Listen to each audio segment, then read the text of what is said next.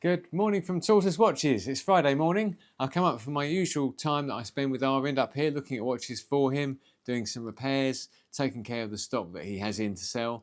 It's always very important for Arvind to get the watches into tip-top condition, and that's what I'm here to do, is to help him with that.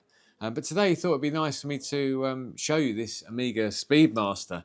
These are watches that are very close to my heart, as it's a model that I've probably repaired more than any other watch over my watchmaking career. So it would come from a slightly biased perspective, but also it does come highly recommended from me as a great watch.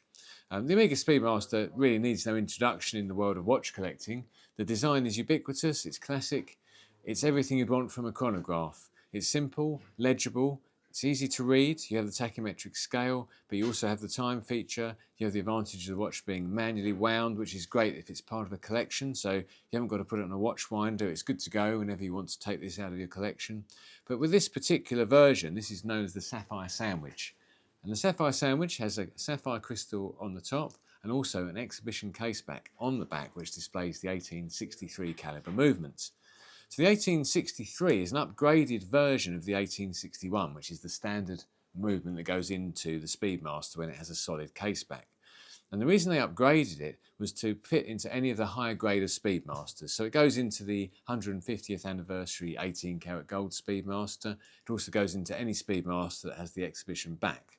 The higher grade gives you Genève stripes on the plates. It also gives you a polished edge to all of the chronograph components, which really makes it quite a special watch, because you're getting quite a high grade of movement in a watch that is really quite utilitarian. I mean, it's been to the moon, and that's probably about as utilitarian as a watch is going to get, you know. The Sapphire Sandwich crystal is different from the Hesalite, but also retains the original shape, so it actually sits proud of the bezel, and it gives the watch that vintage appeal that you get from an acrylic or Hesalite crystal by being slightly sort of domed round and coming up, protruding above the bezel.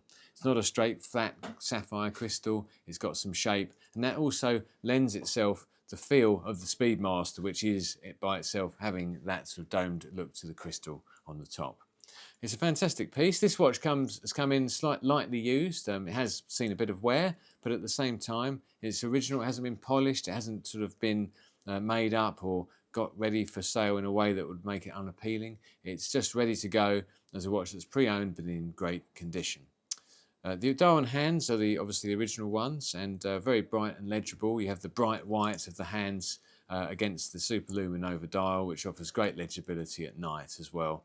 I think if you're getting into Speedmasters, this would be a really good place to start, because although it has the look and the appearance of a standard Speedmaster, it's a great entry-level Speedmaster.